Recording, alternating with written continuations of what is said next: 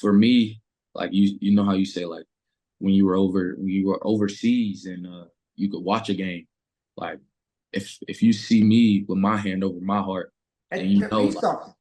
do you, yeah it you can't really hear me saying I appreciate you, but when you see me put my hand over my heart, you know that I appreciate you. I appreciate you sitting in whatever freaking place you're sitting in right now, dealing with whatever you're dealing with.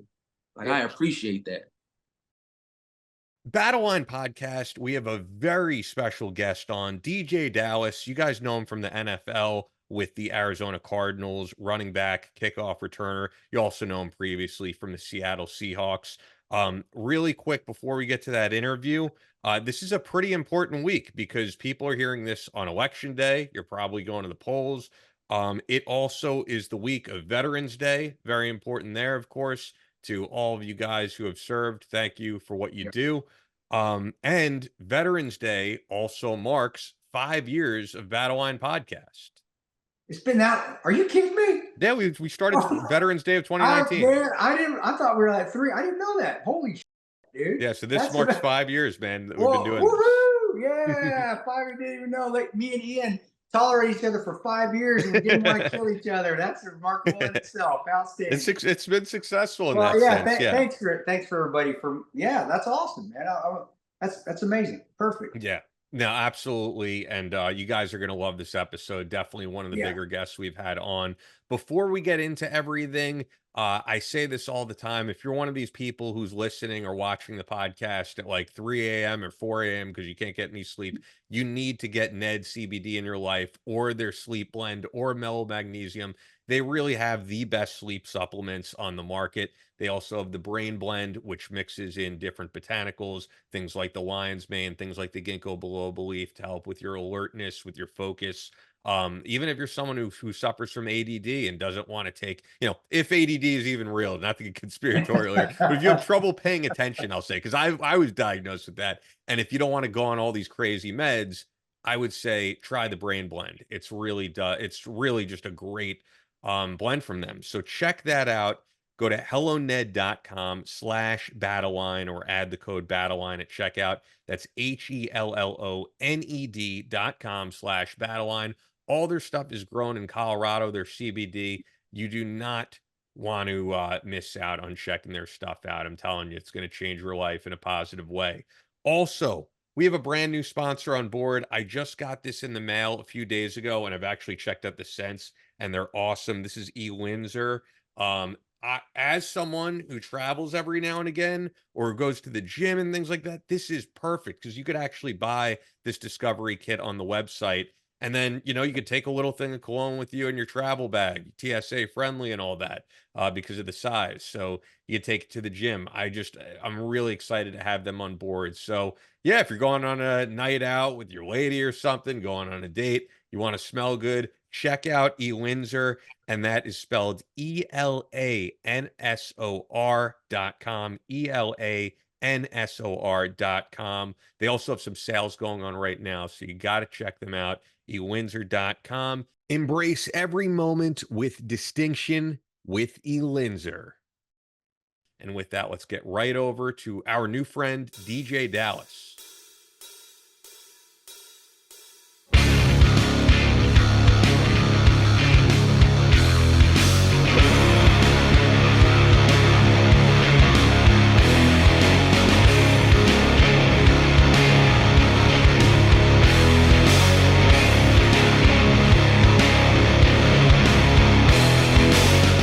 From Kansas City to New York City, from planet Earth to extraterrestrial life in space, a podcast with no equal, engaged in unconventional warfare through your speakers and headphones.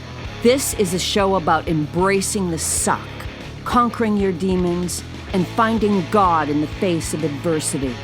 Chris Tonto Peranto. Switch is on. Motherfucker, I'm gonna shoot you in the face. Ian Scotto. Ian and I have been dating for a long time.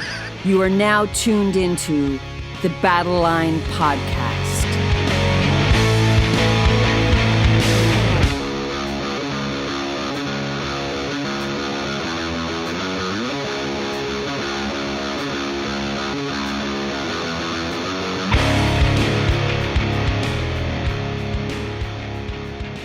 The switch is on. Battle Line Podcast. We are on with DeeJay Dallas, probably the only player in the NFL who has that cool of a setup. If you're watching on YouTube and are seeing the firearms on the wall, most of you guys know DeeJay Dallas, no introduction needed, but pro NFL football player since 2020, running back and kickoff returner for the Arizona Cardinals, now signed for 3 years. You know him previously, though, from the Seattle Seahawks, college for the Miami Hurricanes.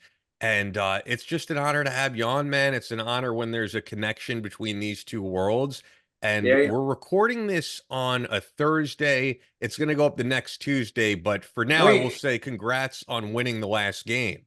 Oh, I appreciate that. I appreciate that. It's the winning in the NFL is hard as heck, but you know, we're doing it.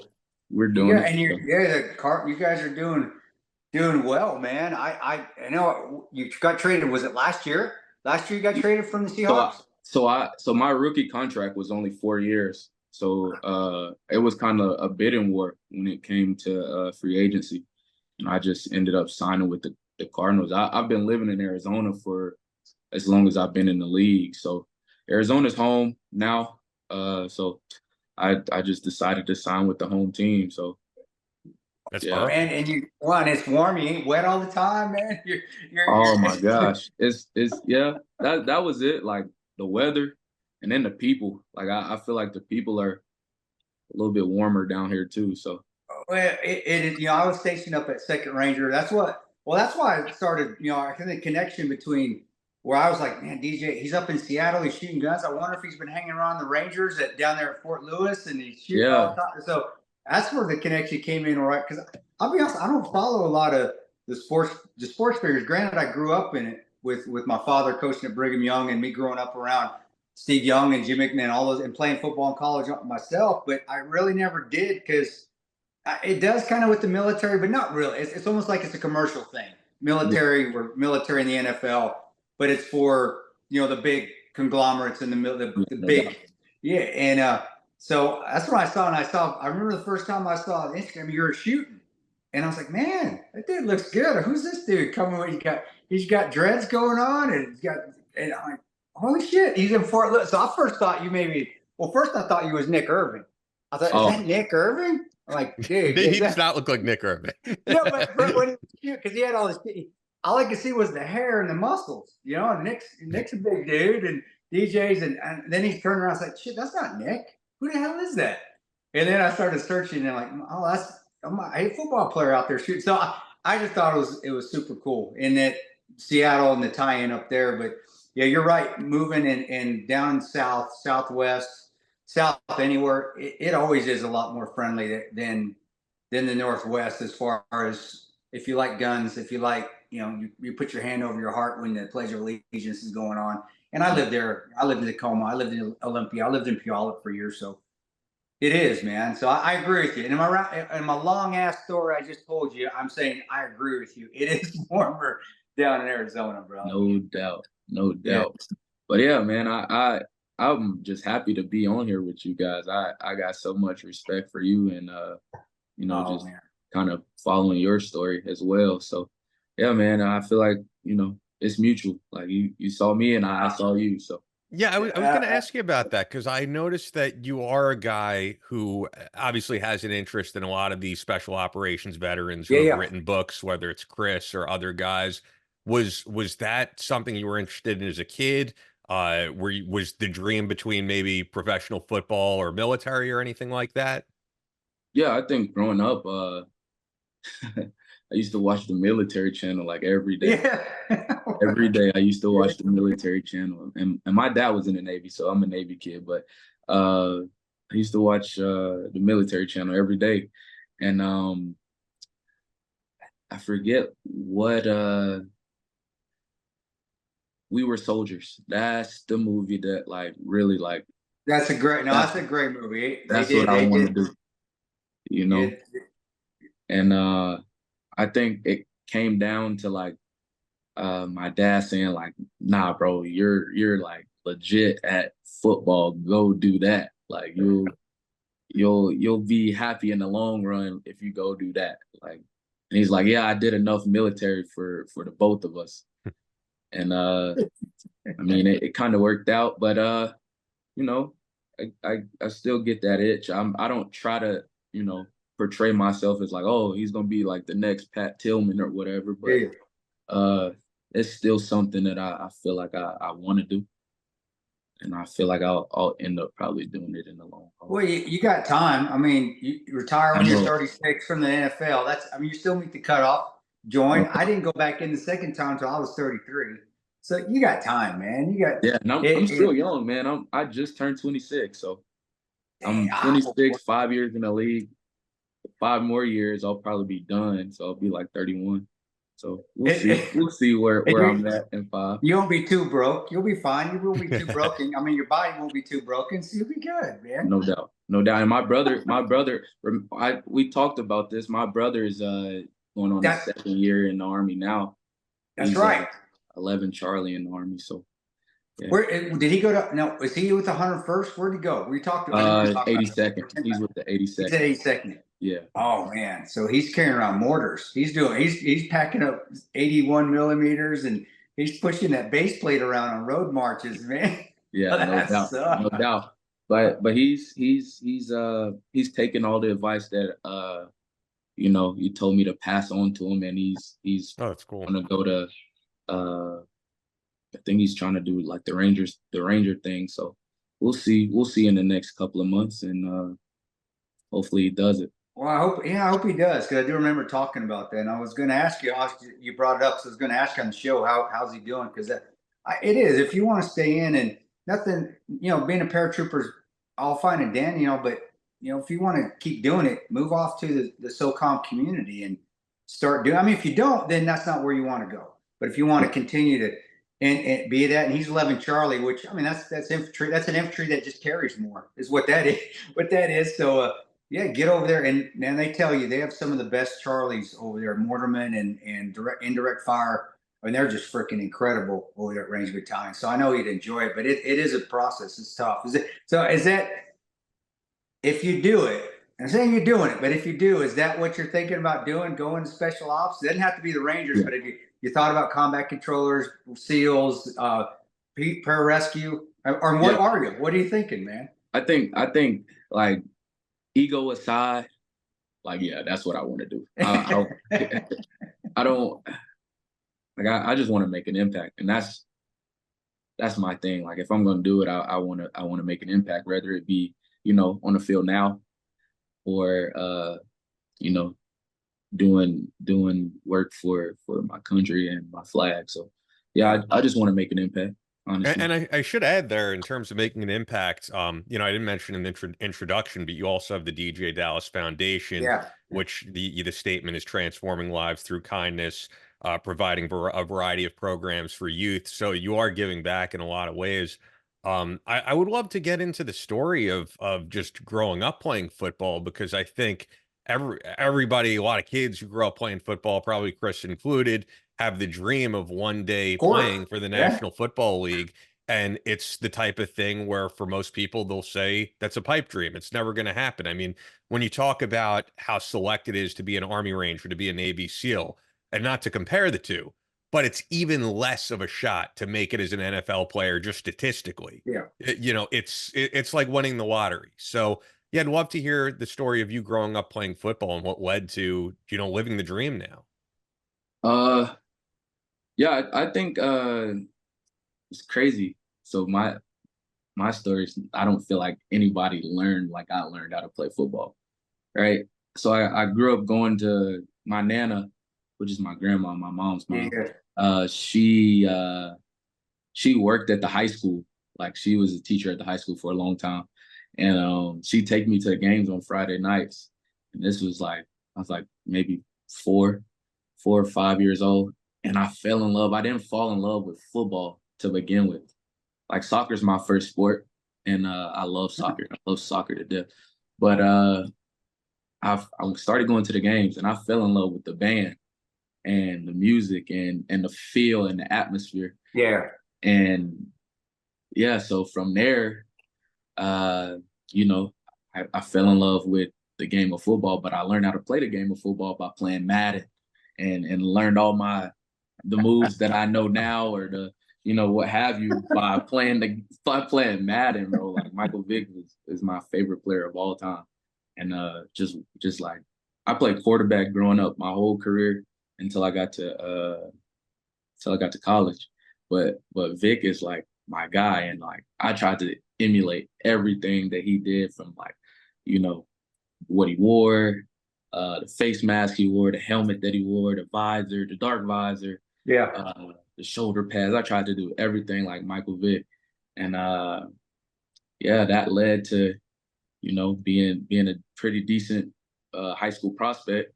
So were you playing quarterback in high school then? So is that what you're? Yeah. Did you have that quarterback where you had that more?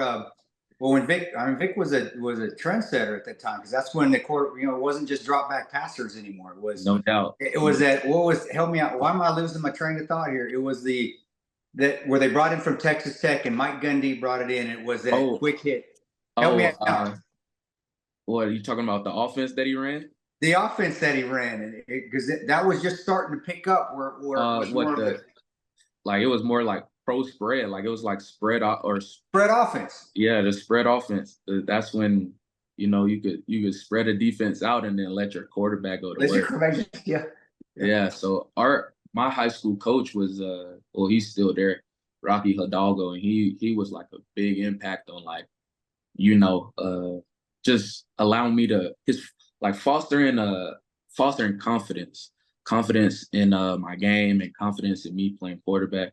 And man, I led my team to a state championship, or not a state championship, but a state runner-up. We lost at state by like 4 points, but it was the first time my school had done that in like 50-something years. Wow, it's crazy. Yeah, so like, man, my journey from quarterback to now, or from a little kid to playing quarterback in high school to, becoming started off as a receiver in college at Miami. And then Coach Mark Richt, grew up watching him coach at UGA, was committed to UGA, decommitted from UGA to go follow Mark Richt, just because, that bulldog in me was like, I only want to play for Mark Richt, and I become a Hurricane down in Miami. He moves me from receiver to running back, and then the rest is history. Now I'm here. Where did you go to? Now, where did you play high school ball at? Because I guess I never asked you that. So Glenn Academy. It's in Georgia. Georgia, you're in Georgia, yeah. Oh man, so I mean, you're in football Mecca. I mean, Georgia. Oh, no doubt. It doesn't get the words like Texas and Ohio do. You got the Ohio Masters, you got the high schools. You don't, but it's that big. It's huge there. And, no doubt. And Friday night, Saturday night lights are. So how did you? Man, was your parents pissed when you decided not to go to Georgia then? Because you're supposed to go to Georgia and you go to Miami. You can't be happy, man. My dad was. Yeah. My dad was pissed off. He's diehard Georgia Bulldog. My dad was pissed, but he was happy for me. He was happy for me. My mom was like, I just want you to go wherever you're gonna be happy. And I was happy. Miami was nice. Like it was a culture shock for sure. Because I'm a country boy through and through. Like I'm from the sticks. So, Miami was the big city. But I kind of did it to like prepare myself for what I'm going through now. Like being in, you're not in small cities in the NFL for real. So I just kind of thought of it as like a precursor to what I wanted to do. So yeah, that's how was your father's influence, his military influence at all? Just his background. You can take us out of the military, but it's still there. My son, he's 20. He's a good athlete, but I was hard on him as a military father. I ain't gonna say I wasn't. How was that, Russ? And what was your father like? I bet you're still hard on him too. I'm nicer now because he's bigger than me. He can whoop my ass now. I have a 9-year-old son, and it is different because I've been away from it for a longer period of time. Where my daughter, who's 16, my son, who's 20, I was in the middle of all that. I mean, that was the big times when they were, from growing up to about 10 years old. So It is. I can tell I'm different with my 9-year-old because I wasn't in when he was growing up. So I am not. And my oldest son even pointed it out to me when he was 16. He said, "Dad, you are so much nicer to your little to." And I can't. My wife won't let me say their names. So anyway, but he's so much. But he was right. So I just was wondering, and your father, was it good, positive, and a lot of it was, but was it also difficult because we are stringent, we are disciplined, we want our children to be disciplined, especially for younger dads, and we've just left the military. So I guess that's my question. And did you see positives then, but also the negatives? They're there, and I ain't gonna say there weren't, because I had a lot of negatives that were there when I was trying to learn to be a father as well. Yeah, and my dad and my mom had me kind of young, so my dad went to the Navy like right out of high school. Whoa. Yeah. Yeah. But like my dad being who he is, I'm just thankful that, I had a dad like him. But yeah, he was tough on me, man. He's still tough on me, like athletically, like he just keeps like he's my best friend. I'm not gonna lie to you. Like that's my guy. That's cool. I could tell him anything, and he give me the right feedback that I need. It's not what I want to hear, but it's what I need to hear, Sure. And yeah, he man, my dad, best dad in the world, I feel like, for me. That's awesome. And it's cool. I mean, I feel like all three of us, because I've heard Chris speak the same, have really great relationships with our fathers, and I think it's an important thing. I'm also just wondering, we were talking about the transition from high school to college. Because I'm just wondering about the mindset. Did you have that feeling all along in college, I am going to make it to the NFL? Because I'm sure so many people say it, and 1% of them do it. You'll probably look at me crazy when I tell you this, and this is no lie. I wouldn't lie to you. When I was 7 years old, bro, I was in church, and God told me that I was going to do everything that I wanted to do.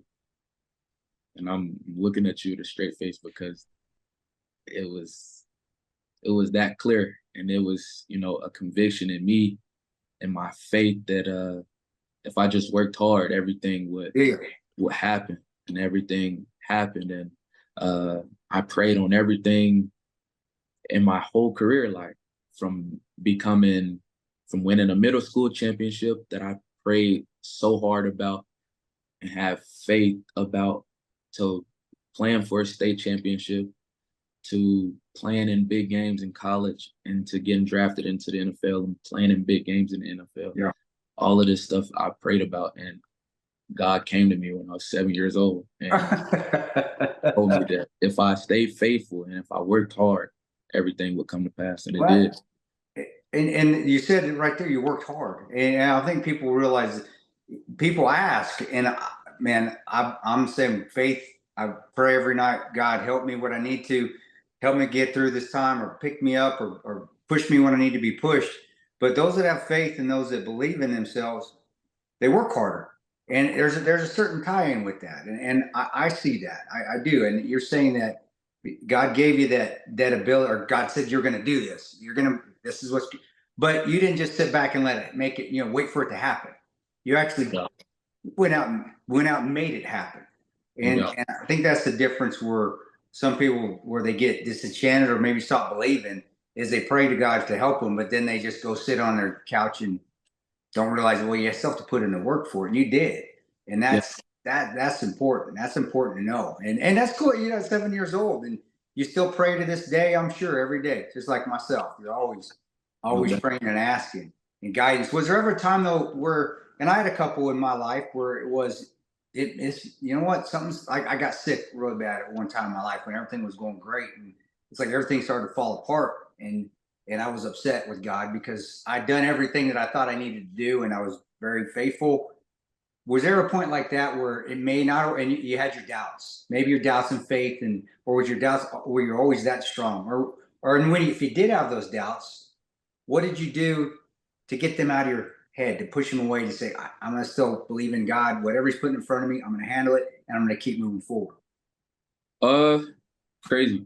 It's recent, it's more recent than you think. Like I went through a lot of stuff in my 4 years in Seattle, right?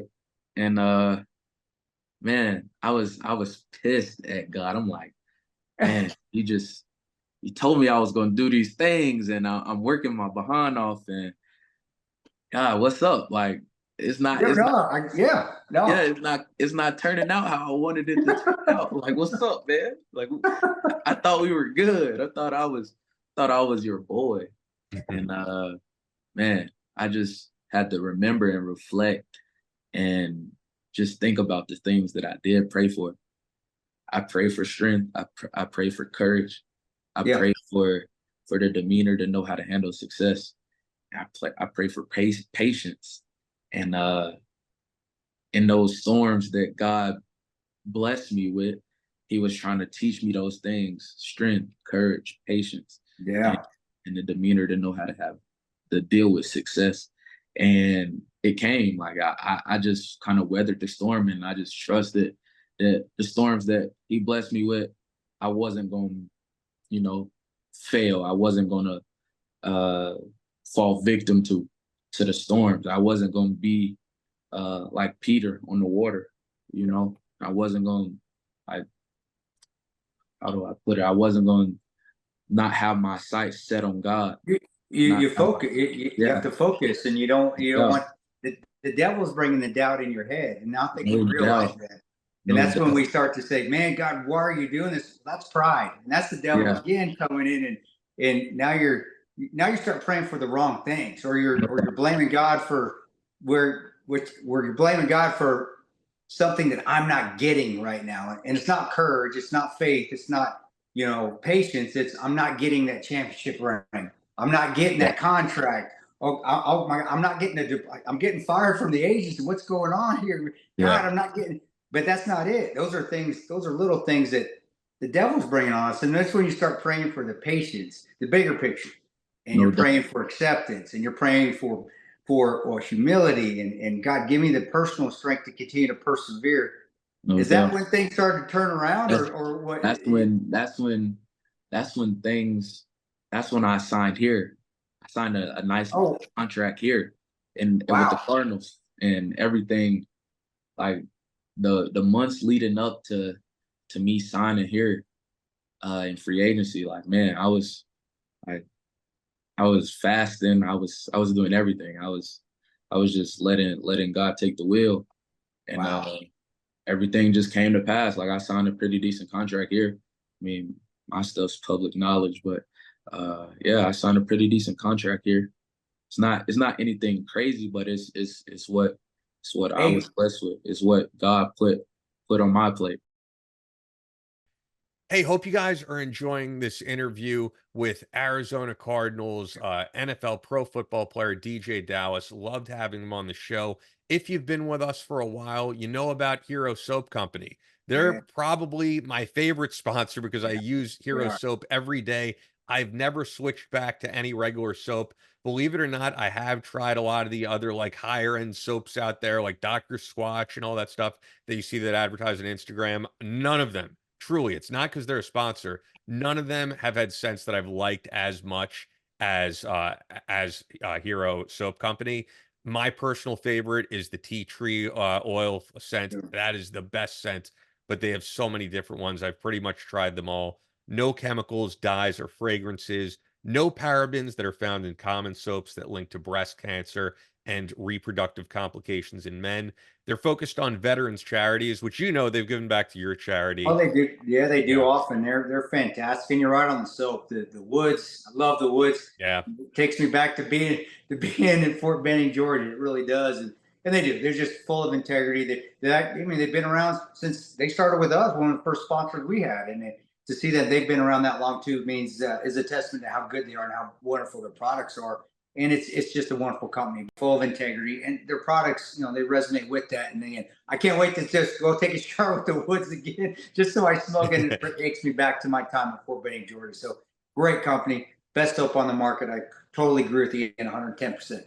Yeah, yeah. Check them out. And for the holidays, they're carrying the new Freedom Box with 4 special scents, perfect for holiday gift giving: Boston Tea Party, Liberty Cleanse, Over Mountain, and Frontiers. It's herosoapcompany.com. Use the offer code BATTLELINE for 10% off your entire order. You are not going to go back to regular soap or anything else. A lot of different soap dries my skin out. This does not. You're going to love it. herosoapcompany.com. Offer code BATTLELINE for 10% off your order. Also, we do talk about hunting and shooting on this episode. Beyond being an NFL star, DeeJay Dallas is an avid hunter, shooter. So we got to celebrate that with Fort Scott Munitions. FSM is a manufacturer of multi-federal patented solid copper and brass CNC spun ammo. It's designed to tumble upon impact TUI in soft tissue, leaving devastating wound channels for faster bleed out and quicker incapacitation. They were originally developed to innovate and improve on the standard of military-grade ammunition design, and it was found that not only did the TUI ammo outperform competitors in the self-defense industry, but it quickly became apparent that it would be a top contender for hunters alike. With it being CNC spun, the tolerances are some of the tightest on the market, ensuring you receive the same results with each pull of the trigger. Now, you can get Fort Scott Munitions ammo in all 50 states. I actually see it around here on Long Island when I go to gun stores, firearms stores, and dealers. But you get the best deal through us because they're very close with us. And that's only when you go to fsm.com and you use the promo code BATTLELINE. FSM.com, promo code BATTLELINE, one word, and you're going to get 15% off on their ammo and other things. Fort Scott Munitions is a proud supporter of Chris Peranto, Battleline Tactical, and they've been with the podcast now for 5 years. We love them. With that, let's get right back to DeeJay Dallas. So, you know, you're doing all right. I can look on your wall behind you. I know those things. Though. You're doing just fine, my man. Is that what you splurged on when you got your first big check? Did you buy? Yeah, what AR did you buy when you got your first big check, man? The first big one? Oh, wow. Okay. There's an exclusive here. You got to see The it. Nikes. The SR25. Yeah. Oh, you got an SR20. Oh, wow. Is that a Nemo Arms or what is that? Who made? No, that's just the SR25 from Nikes. Oh, that's nice. Oh, gotcha. Yeah, nice armament. Yeah. No, good stuff. That's what Boone was zapping up people with that night. Those SR25s those are badass weapons, man. That's tricked out. That looks nice, man. Yeah, heck yeah. But that's the first thing I got. And then I think the second thing that I got was I just bought some Nas and stuff. So. Oh, wow. Yeah, I did, and I got some Vipers from Photonis Defense, and yeah, you see how he said it, Ian. DeeJay says it nonchalantly. Those things ain't cheap either, man. No, I know. I know with Photonis being a sponsor, yeah. Yeah, they're aren't they fun though? Man, Nas are so fun. They're so fun. So fun. But is that like a culture shock to other guys that you play with, because they're from all over the country, in some cases out of the country? Like when you think of the first big check, guys probably splurge on like jewelry, a car. They're not thinking firearms. Yeah. I think I'm like, there's one other guy that's like me, and that's my dog sneezing behind me. But there's one other guy like me. It's not a lot of us in the and I was going to ask you. I wanted to kind of go into that. Shit, sorry. What's going on here? Stuff around. That's what we got. Professionalism here to the utmost, right here, because I'm stuck in my house. But I wanted to ask you about that, because it is, you know, the way, and it shouldn't be this way, because when I was growing up, it wasn't this way. When I used to watch Tony Dorsett or Roger Staubach, or even growing up before, you watched the Joe Montanas and the Jerry Rices, there was a lot of patriotism still in the NFL. I thought, I mean, that's why I enjoyed being around the football field and being with my dad and growing up around. Yeah, growing up, Jim McMahon was supposed to be this. You know, he was supposed to be the bad boy back in the day, and you know he's docile compared to a lot of these guys that are in the NFL now. And he was a wonderful. He was great to me as a kid growing up. But do you see that in the NFL, or is it just a stereotype that professional sports aren't as patriotic as it once was, or that, you know, the 2A community isn't I don't know, isn't accepted part of, or accepted. Thank you, because you don't see a lot of people on Instagram that are in the professional sports like you see on your page, where they're out going and, you know, running lanes and learning how to shoot and training and playing with nods. I mean, Is that I still don't know if that's a stereotype and that's just what we're supposed to see, or if that's actually accurate. I think it's a lot of different things, right? I think it's guys care about what deals they can get from Sure. Yeah, you yeah. know Nike or Adidas or what have you, right? I don't care about that. I don't that doesn't attract me. So I'm like I told Ian, I'm unapologetically me. So I'm gonna do what I want to do when I want to do it, how I want to do it. I don't care if they tell me like you need to stop posting guns on your Instagram page or you're not gonna get any sponsors for this thing, or you need to stop posting guns because this company doesn't like it. I don't care. I don't care. Yes. So I'm gonna do it regardless. That's awesome. And That's awesome. another thing I think it is that, how can I say this? Uh, Sports and politics, to me,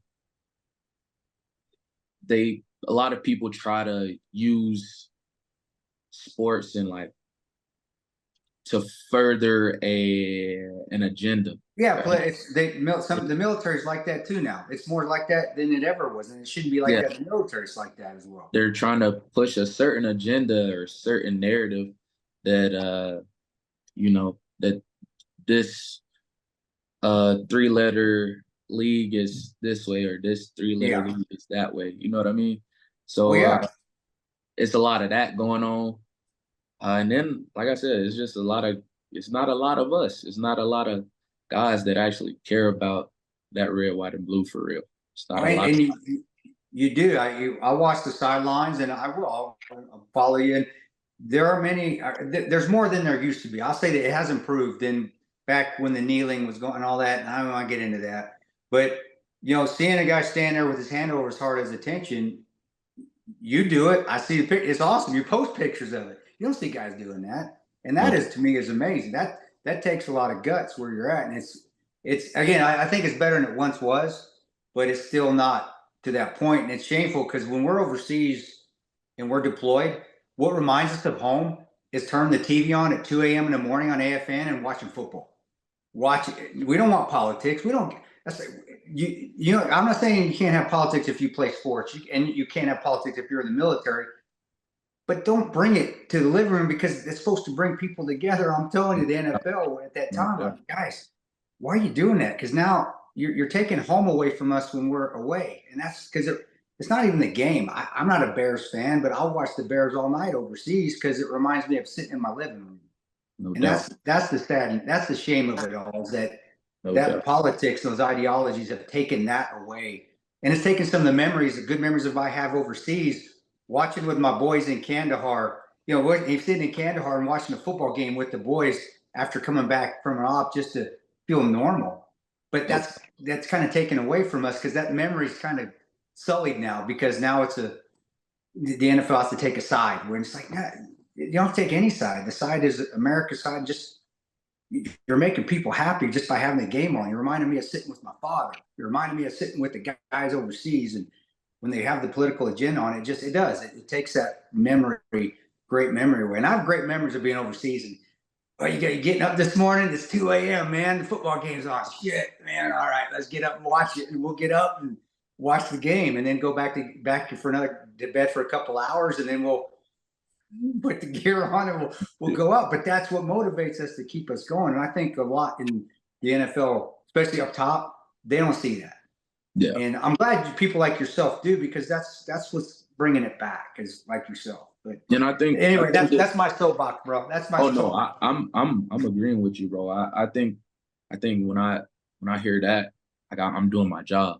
You know what I mean? Like for me, like you know how you say like when you were overseas and you could watch a game, like if you see me with my hand over my heart and you know like, you can't really hear me saying I appreciate you, but when you see me put my hand over my heart, you know that I appreciate you. I appreciate you sitting in whatever freaking place you're sitting in right now, dealing with whatever you're dealing with. Like I appreciate that. And that's what we feel, man. That's awesome because that's what we feel. That's exactly what we feel when the Star Spangled Banner's playing and you see a row of football players in their uniforms. You know, and it looks like a military. It does. It's like military. It reminds you. Sitting in uniforms, and they're all like this at attention, and they don't even be at attention, just paying attention to the flag, and because I can't say every time the Stars and Stripes played when I was playing ball in my uniform that I was at attention, but I was always like this, and it does mean that. It's like, oh, this is why we're here, because you know the colors and the atmosphere, and that's America, and I don't want to take flyover taken away. God, dang, the flyover was crazy this past weekend. It was nice. We were in Miami. Our flyover was nice. It was. What did you have this weekend? What was going on? What was it for? They just did a flyover, man. It was sick. It was sick. I told my buddy, like, while the anthem was playing, I'm like, bro, I could hear the planes coming. He's like, how can you even hear that? Just give it a couple seconds, bro. They're gonna fly over. Watch this. And they come forward and pass. That is cool. Yeah, it's so cool to hear the appreciation for it too, because I spoke about this with Rain Waters, who's a pilot on the show. And obviously, I'm not trying to pit you against other people who work for the NFL, because I don't even remember off the top of my head who the commentator was. But like, you probably remember a couple of years ago, there was a commentator caught on a hot mic saying, "Those are your tax dollars hard at work as the flyover happened." And it's just like, yeah, I mean, it is something that should be appreciated. No doubt. No doubt. I'll pay taxes for that anytime. Yeah. Well, and maybe that's your next calling. Maybe you're going to be in a cockpit. I can see you in an A-10, man. You in an A-10, big flying that hog around. I got astigmatism, bro. I'm probably. Oh shit! No, well, you can't do it. Sorry, man. But you were saying to me before we recorded that unlike me, you would love to get in one of those planes. Heck yeah! So I might have the opportunity here in probably like 2 weeks, 3 weeks. Man, that forget what unit it is. It's an Air Force base not far from here. I can't remember it either. Damn it. I don't know why I don't. Yeah, it's a big one. So like our community engagement person and one of the higher ups over there, they were talking, and they're just like, if the owner approves it, you're good to go. Like we'll bring you out and we'll put you in one. Heck yeah. I'm like, let's do it. I'm claustrophobic as hell, but I would do that for 2 hours, 3 hours. I'm good. And then they're like, yeah, we'll fly you into Mexico and some other people. I'm like, oh yeah. I'm down. Let's go. Like, let's do it. That's so cool, man. I would love to see video of that and pictures. Yeah, of that. I would. Yeah, that'd be awesome. I'll probably pass out or. Yeah, you might. I mean, that's known to happen. So it sounds like from what you were saying, like, you know, your trials and tribulations getting to this point, it seems like Arizona is a fresh new start to your football career. This is where you want to be. So what's it like being there, and also just the atmosphere? I know in Arizona there are diehard football fans. When you're walking around town, are you getting a lot of props and high fives from guys? And yeah, what's it just like? I think as far as like the fans go, Arizona's got a lot of like snowbirds. So like you get a lot of different team fans, but like a lot of people just notice me and like know who I am from me playing in Seattle, and then know who I am from like week 1 of me returning a kick, you know? Yeah. I love Arizona, bro. My family was basically started here. Had my son my last year at Miami. We moved here like right after my last class. Like I get out of class, I get on a plane, and I'm living in Arizona. This is like January of 2020. Wow. Before COVID had kicked off or whatever. But yeah, we started living out here, and it's just been home. I've been here for 5 years now. And even when I was playing in Seattle, I was still living in Arizona in the off season. So which is a far travel. Oh yeah, it's worth it though. It's worth it. You get the freaking rain and sleet all year long. You come down to the desert and it's like, dang, it's summer year round. I'm good. And you have all that hiking, because I had a friend who lived in Arizona for a few years, and I went to like Sedona with him. Amazing, amazing. No doubt. But let me tell you, bro, I'm only hiking if I can shoot my rifle off the top. I'm for real. It's some spots out here where you can go and shoot out to like 1,000 meters or whatever. That's so cool. Yeah, I got to shoot in the desert at SHOT Show, and it is a cool experience. Oh heck yeah, it's because it's like you get up to the top of wherever you're gonna shoot into, and it's like you can see for miles and miles. And it is beautiful out there. Yeah, Some of the best rangers are out there. Yeah, it's gorgeous. Gorgeous. I'm surprised you don't have a. I mean, I'm surprised you don't say, I'll walk out the back door of my go and shoot my range right behind me, man. I'm surprised you don't have your own range. Not yet. So we bought our house out here in like 2021, and we live frugal, bro. I try to, you know, not spend too much, but yeah, we're probably gonna move back east to Florida where my wife's from, and buy some land out there, and then I'll have my own range. Right. Yeah. And the only difference is just humid, but still same kind of. Still same kind of people, man. Oh, no doubt. And I'm from Georgia, so like it's the same humidity. Oh, same. Yeah, it's all the same. So like I don't mind sweating. I don't mind sweating at all. I do it already at work. So it's just maybe walking around, not working, I'll be sweating. But it's humid. I love Georgia. I'm speaking at Ranger School graduation in next May. But man, that's like second home. Fort Benning Columbus is my second home. I love all that. And I tell people, and they said, "Don't you think it's hot?" And it's like, I can drink water, but I said my fingers never hurt. My fingers and toes never hurt in the heat. So I want it hot, man. No doubt. Cause that cold, oh man. we played in Kansas City 2 years ago. Man, I was coming back from an injury. Like I had tore my ankle up a little bit, and we get out there. I check my phone. It says -12. We go in, and you know, like they've got the temperature thing going, and that thing said -17. I'm like, damn, it's cold. I forgot that was your game. Yeah, that was like the coldest. That beat the Ice Bowl from the Cowboys and the Packers. That was the coldest game in NFL history. And you know they do that on purpose, where they put that up for the visiting teams. I know. And I'm looking at everybody in the stands, and I'm like, dang, everybody is like bundled up, and we're out here, you know. Do you ever look in the stands and be like, because I'm not that kind of fan. Now, if I'm gonna watch it, I'm sitting on my ass in a nice warm place where I can go get some chips or go to my kitchen. You ever look in the stands and go, these fans must be freaking crazy, like that day? Man, so those fans out there, I didn't see anybody with their shirt off. I'm like, yeah, rightfully so, because it's cold. But in Green Bay, we played in Green Bay it was like probably like 13 degrees, 14 degrees. We played in Green Bay, man. Green Bay fans, I kid you not, a lot of those fans were bundled up. Like a lot of those mugs were out there, shirt off, chest out. I'm like, dad bod right there. Dang, son, it's cold as heck, and you're out here like that. I know.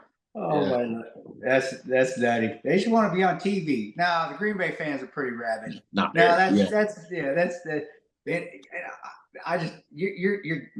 titties are freaking frostbite. I don't see how.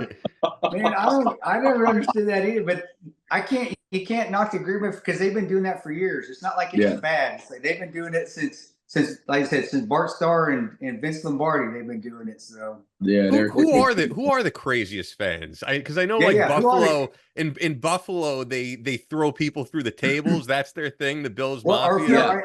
And Philadelphia too. Or is Philadelphia that bad, or is it just when Philadelphia plays the Cowboys? Is it bad? No, I think it's just when Philly plays the Cowboys. I don't think they're like I don't think they're as crazy as like the Bills fans. The Bills fans. I watch those highlight videos that go up on like YouTube. They're like setting tables on fire, throwing people through them in the parking lot. Holy shit, these people are crazy. WWE at tailgate. Yeah. Damn, son. What do they call it back in the day? Tables, ladders, and chairs match. So are they the craziest? You think the Bills Mafia is the craziest? Oh yeah, they're probably up there. They're number one, and then I rank Seattle like a close second. What about the Cheeseheads? They're pretty crazy, right? Yeah, they're probably tied for number one though. They're tied for number one. They just take their shirts off, Ian. We said they just take their shirts off and freeze their nipples, man. That's Green Bay. Yeah, like Chiefs fans, they're just now getting like that. Like they haven't always been like that. You're saying Chiefs fans? Yeah, I no, thought you like the said Chiefs. Okay, The yeah, Chiefs. yeah. At first, Yeah. I thought you said cheese. We were talking cheese heads. I thought Gotcha, you said the gotcha. Chiefs heads, dude. I thought you were talking about Wisconsin, the Green Bay Packers, but Chiefs Yeah, are they're Chiefs fans out. yeah, they're That's good. second. They're like tied for first, so second with behind the Bills, and then Seattle's fans, and then Kansas City's fans they're new. Like they haven't been like that always. So I think because they're winning all the time now, and yeah. they got that whatever. I ain't Taylor, whatever. We ain't good. I can't stand that shit. We'll talk about that. We'll talk about that. The Taylor Swift shit. I can't stand. That's all right, talk about it. You want to talk about it? You got things to say? No. We can talk about it. We can talk about it off the camera. Very good. He's not trying to wind up on TMZ, like Arizona Cardinals star. Like I said, we're on Battleline Podcast. We don't give a shit either. So we don't give a shit who we talk about. Travis Kelce, I live down the road in Fort Scott. I'm not a big guy. I'm old, but whatever, man. Let's bring it. That's what it is. So he might throw a tantrum or something. But skipping through that, and we'll talk about that off. Maybe one of these days, man. You come and hang out to you in Kansas City if you get time.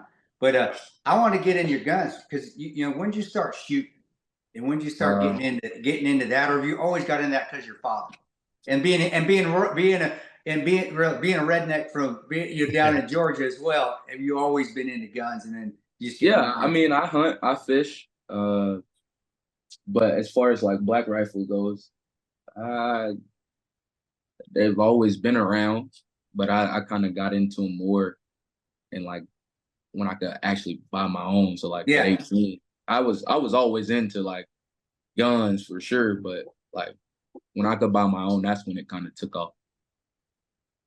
And I just kind of really was like, shoot, maybe one day I'll actually go into the military. So. Learn as much as I could. I shouldn't call you redneck. You're country. That's we're on different. It's the same thing. You're country. but when I watch you on the Instagram or watching some of the stuff you post, and you're doing tactics, who got you into the tactical stuff, and who are you taking classes from when you do, or is it self-taught? You just watching, and because being a shooter and being an efficient tactic, you got to be an athlete. Athletes pick it up better than most, and you're a professional athlete. So was it easy to come by and just the tactical stuff you started to do? How did you get into it, and what's taking you to the next level? Because you are very proficient, bud, from what I've been watching. Yeah, I just try to learn from like any former military guy that's willing to teach me anything. I'll take it, and then I kind of formulate my own like thought process of what I've learned. All right, so I've shot with a whole bunch of guys, like famous guys or not so famous guys, and you could name drop some people because people would be interested in that. Damn, 90% of them I've either served with or I know anyway. So yeah, so like Grand Thumb, or like I was Mike. Back in the day. Yeah, Mike. I don't know why Mike changed his name. His real name's Mike Jones. I don't know why. I know. That's his name in my phone is Mike Jones. Like what? Yeah, like the rapper. Yeah. It's like a rapper. So him, so just regular old army guys.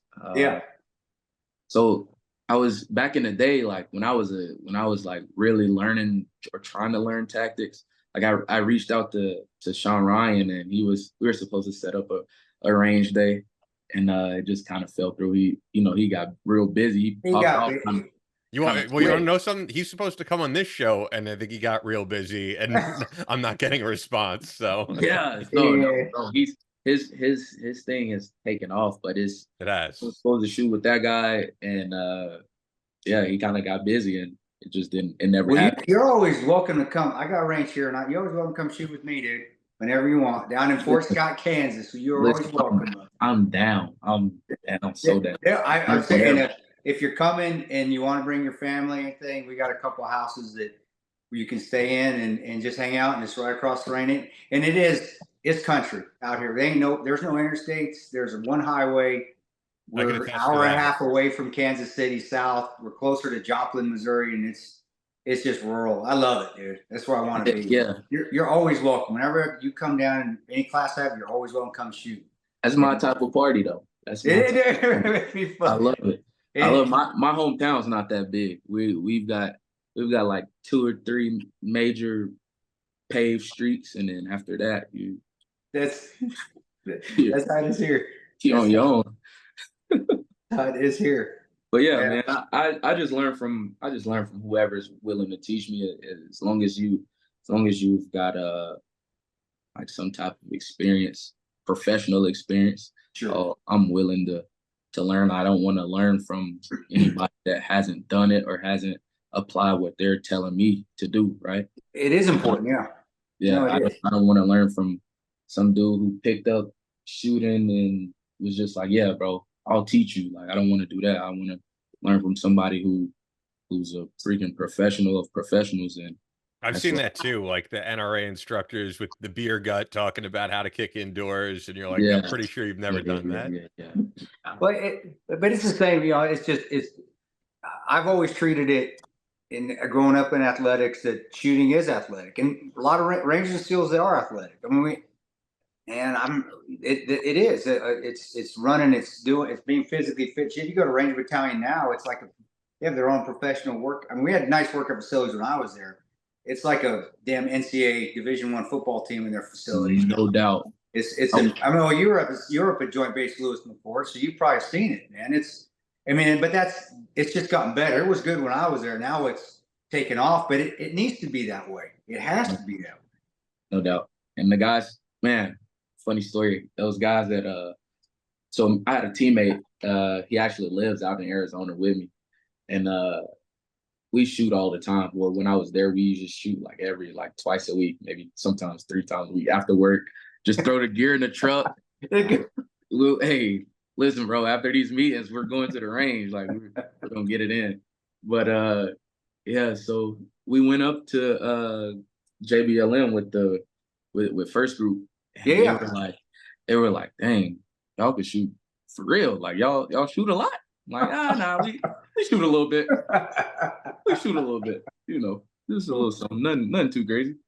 Nothing too crazy. But yeah, they were pretty impressed with how proficient we were, or semi-proficient. It doesn't, as long as you got the work ethic and you apply it and you realize that this is just a technical skill, just like catching a football, just like you can apply it that way, just like making your cuts at the right moment, just like timing that you have it's the same thing. The timing when you clear a room and you got somebody behind you, it's that same mindset you have to have. The timing has to be just right. Just the only difference is if you're wrong, the repercussions can be a little bit more severe if you mess up clearing a room and you're in the wrong timing. But it's still the same. You got to have it right, and you guys get that. And that's why our athletes that come into the community that are very athletic, they get it and they start picking it up. UFC fighters get it like that. They just start, and football players, wrestlers get it. I mean, they understand it, and that's why it isn't that hard for you. And you can say it. You can say, man, it's really. The technical aspect's not that difficult. It probably isn't, or the tactical aspect, but it's then getting the mindset when you start actually working as a team and assaulting objectives and seizing that's when it becomes a bigger picture. Just like you and your football team, you can make that cut, but everybody else has got to be on the same page. 10 guys to win the game. It's the same thing when you're assaulting an objective. You can be the best year in the world, but if you're not on time with the rest of the team, you're gonna lose because it's not just one person. So, but you are always welcome, man, anytime. And I guess I wanted to talk to you a little bit, and I want to make sure we're being respectful of your time. But you're a father, and you are a father. And what sort of advice do you give? Because you're gone all the time, and I get it. I was gone a lot, and how hard it is to be a father. And what do you do to make sure that you are still being the best father you can be, so your kids know that, Daddy, he's just gone, but he's going to be back, and don't link anything into it. And what things do you do? And what advice can you give to those that travel a lot, or maybe want to get into professional sports and are going to be gone a lot? And how do you still become a good father? The downtime.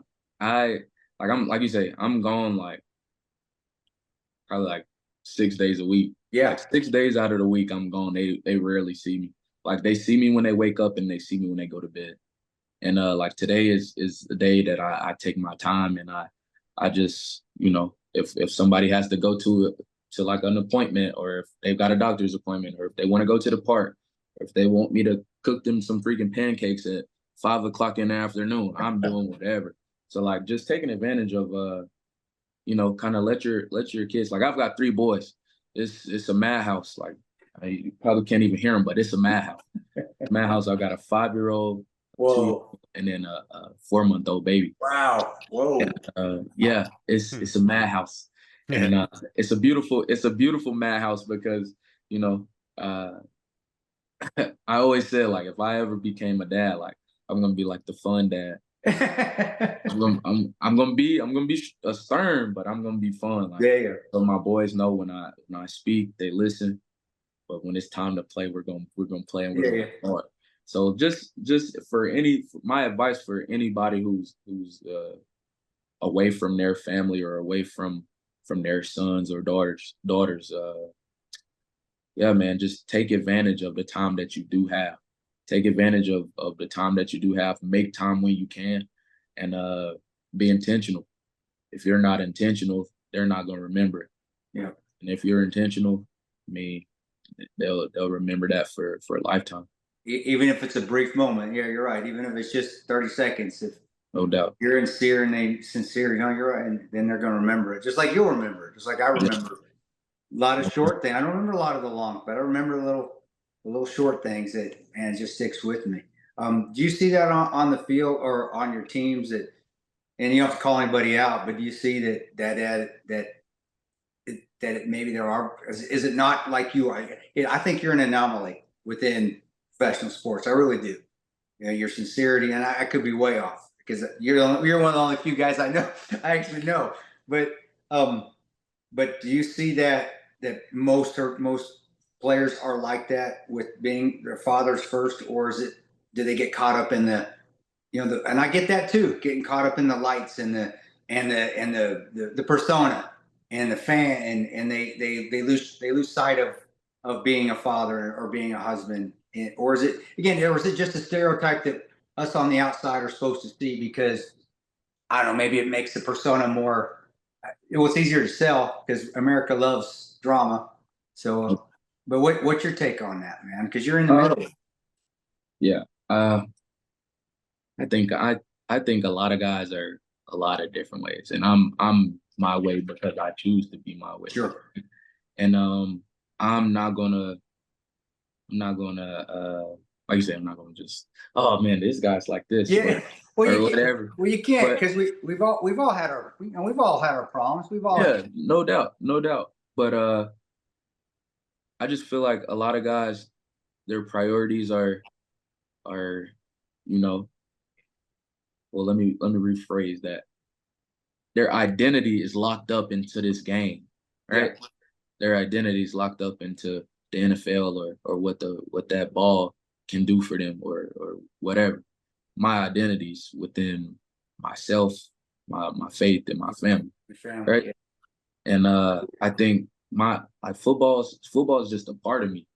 That's not who I am. That's not what I want to be remembered as. Like I don't care to be remembered as this great football player. I don't care to be remembered as, oh, he scored all of these touchdowns or he made all of these tackles. I don't care about that.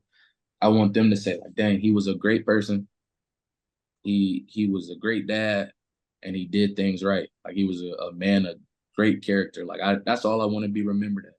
So, yeah, which is a beautiful outlook to have, because anyone could get injured at any time. Things do happen. And I think for guys who their entire identity is locked into their profession, it would be beyond devastating.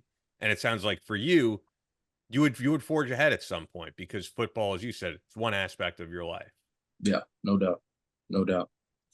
And a lot of guys are, like you said, maybe it's because that's what sells, but I just know, like, I'm not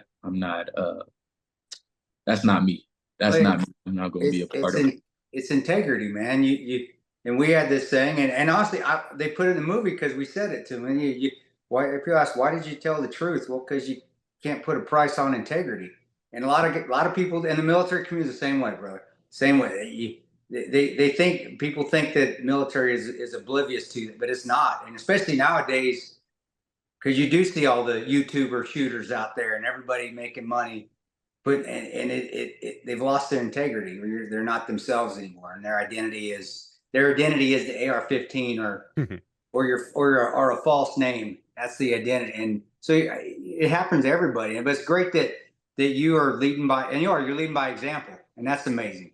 And by saying that, man, I wish I could have said that well, because you haven't put a price on your integrity at all, and you're living a good life, which is outstanding to hear, man. I'm glad to hear that.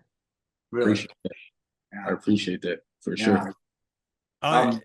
I was actually just going to say before we wrap this up, man, I with the DeeJay Dallas Foundation and all that you do, is there anything you want to plug? I mean, get it all out there. If there's anything you want people to check out to learn more about what you're doing. Hey, DeeJay, do me a favor. Go into, if you can, because tell people a little bit more about your foundation, if you could, like get in depth with it a little bit, if you don't mind. If you got a few more minutes, we appreciate you taking time away from your family to be on the show, brother. Absolutely. So we don't want to monopolize it at all. Oh, all good. So DeeJayDallasFoundation.com. I mean, you can. Is it? I just have to wonder, because I wrote in my notes. Is it definitely, because I have .org written down? Or .org. My bad. Okay, we got you, dude. We got you, dude. Long day. Okay. But yeah, man. I just started a foundation. Me and my wife actually, and that's cool. Just thinking about where I come from. The limited opportunities that those kids do have. I don't come from money or anything, but yeah, I just kind of try to put when I was kind of formulating this thought process of like what I wanted the foundation to look like.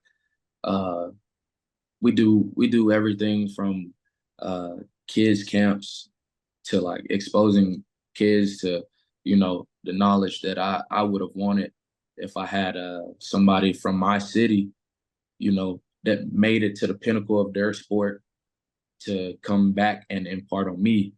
So we do kids camps. We're getting into once Thanksgiving comes around, turkey drives. For Christmas, we'll do a toy drive and clothes drive. Last year around Christmas time, we did a clothes drive up in Seattle. So yeah, man, I just started the foundation to just give back to kids that are less fortunate than I am, and kids that were once that are in the shoes that I once was in. Yeah. So yeah, man, that's our foundation in a nutshell. We're just trying to really give wellness opportunities to disfortunate people or less fortunate. People can donate through your website, or the financial donations, or is it just items, or is it both? We can do both. I mean, we have an address on the website that you can send stuff to, and then there's also a donate link. Should be a donate link up there. So, are you like me? Like my wife handles I don't know nothing about the foundation as far as the website. My wife handles all that. So I'm just saying, like, there probably a link there. You got to ask her. I don't know. Yeah. So we hired a guy. Oh, cool. My wife and I call him the foundation manager. They handle that stuff, and I just give them ideas, and it's just like, this is what I want to do, and then they're like, all right, we'll set this up, whatever, and then it's boom. Oh, well, at least you're better than me. I tell my wife something, she goes, I got it. You don't even tell me shit. I'll take care of it. So at least you're better off than me, man. I'm just like, just stay out of it. I'll take care of it. We just need a picture of you, but I got it. No doubt. This has been, and your energy, it's what I imagine. You're just happy, and it does. It oozes to everywhere, and I can tell people that listen to this, they're gonna feel happy. Just make you smile, just the way you talk. So it's cool. I'm glad you're like how I pictured you would be. So, man, but your story's not over. So we got to, I hate doing this to Ian because he goes, why do you always tell people we're going to have him on again? But no, DeeJay we would have on again. No. I never have a problem with that. I'll tell you exactly what I have a problem with. No. There are times where we haven't asked one question. The interview hasn't started. And Chris goes, we'll have you back another time. And I'm like, this is the worst way to start an interview ever. So no, I've never had a problem with that. If the Cardinals, when the Cardinals make the playoffs, or if they make hell yeah. Can we have one again? All right, DeeJay. When they make the Super Bowl, right? Yeah, heck yeah. Heck yeah. Maybe we've got a military appreciation salute to service, they call it, coming up. So maybe you guys can fly out and come to the game. That'd be sick. I mean, I haven't done anything in the militaries, but I would come. If Chris wants to go, I will absolutely go. Man. And man, that would be cool. And you are always welcome out here too, brother. Whenever. And there doesn't need to be a military salute service. You just tell me and we'll make it happen. But just know, Southeast Kansas, we don't get as cold as Kansas City, but yeah, it gets cold starting now. It gets a little chilly. It's cold in Arizona. Let's just put it that way. Hey, listen, I'm not scared of a lot of stuff. I'm game for whatever. All right, man. Game for whatever. Well, you're welcome. We'll work, and Ian's got my contact, and I don't mind you having it and whatever. But whatever you want, and you ever need anything, you hit me up. But it was an honor, dude. And tell your brother again, good luck. Keep pressing on, and if he's going to stay in, see if he'll put in that packet for that option. I don't know if it's an option 40 if you're in, but to get over to Regiment, I think he'd enjoy it, or try out for group. He's right there at Bragg, try out for selection, but. Yeah, finish your stuff up first. Then go. Yeah, wait till after, man. Get. Yeah, you still got a calling where you're at. You still got plenty of time. No doubt. Yeah, we need you to win a ring, man. So it's DeeJayDallas.org and DeeJay Dallas.org at DeeJay Dallas on Instagram, spelled the same way. This has been an honor. Like kind of like Chris said too. Look, I appreciate anyone who checks out what we do. It doesn't matter what they do, if they're construction work or if they're, also military, but truly when it's someone who is just an excellent at what they do in their profession, something in the public space, it is kind of freaking cool to me. Like we had Jason Rao from Breaking Benjamin on, and I'll be honest, he was the one who reached out to me years ago and said, "Hey, I'm a huge fan of your podcast. We're playing a show in New York City. You want to come out backstage?" I'm like, hell yeah. It really means something to me when someone like yourself follows people like Chris and is aware of what we're doing. It means a lot. I'll say one last thing. The day that this comes out just happens to be election day. You don't have to give your take on anything politically. If you want, do you have any predictions of what's going to happen presidential race? Are we getting political? I can't. I just want to see if he has a prediction of where he thinks it's going to go. Prediction. Let's see. I just hope it's not a rerun of 2020. I'll just leave it there. Yeah. But I will say this: on election day, I'll be on the range. I'll be what? I won't be. I'll be on the range. Oh, that's is that a Monday? When is that? Monday? Tuesday. Oh, it's Tuesday. Yeah. What? So you don't practice on Tuesday? Nope. No, we don't. Rest day. Tuesday is a rest day, and it's Tuesday. Tuesday is a rest day for the NFL. But Tuesdays for DeeJay, that's a range day. Nice. For any of you guys commuting, probably right now listening to this on your way to the polls, DeeJay is out shooting some guns. He is out shooting. He's doing things he should be doing. Now he's shooting his guns out of where you guys are driving in traffic trying to get to the polls. There you go. No doubt. Well, God bless you again, and it's an honor. And I'm, I do consider you a friend. I know we never hung out, but I do. So, I really appreciate it and your outlook on life. And I know this podcast is going to help some. This episode, it was an excellent episode. I really appreciate you coming on. And you're always it. I hope we do get to shoot one of these days together. Well, fun. Oh, good time. Heck yeah. Hey, listen, I'd be honored to learn from you. Like I'm all about knowledge. So like whatever wisdom you can impart on me, and you got a lot of it, I'll be glad to have it. I'm gonna make you come over to my house and say that in front of my wife because she thinks I'm a dumbass. All right. No, she doesn't. Well, sometimes she does, but still, every little bit helps, man. But hey, good luck to you, and I'm gonna keep following you and watching you, and man, just yeah, whenever you're on the field, man, I know you do. Take advantage of it. I'd like to see you score another one, brother. Yeah, man, you and me both. You and me both. Yeah. It's coming though. It's coming. Don't. It's on the way. It's on the way. Well, you're there, and it's odd that you're at the Cardinals, and that's where Pat was second ranger. It's just to me that was so weird when he went there. I know we're finishing up, but I was like, man, he's going to Cardinals. Oh yeah, that's weird. That's because that's where Tillman was before he joined the Rangers. So I don't know. Maybe that's 5 years. Maybe I'm watching, and that's when I'm 60 with another broken hip, and I see you with the tan beret on or something. I don't know. Who knows? Who knows, man? Hey, it's crazy. I walk past his old locker every day. Do you really?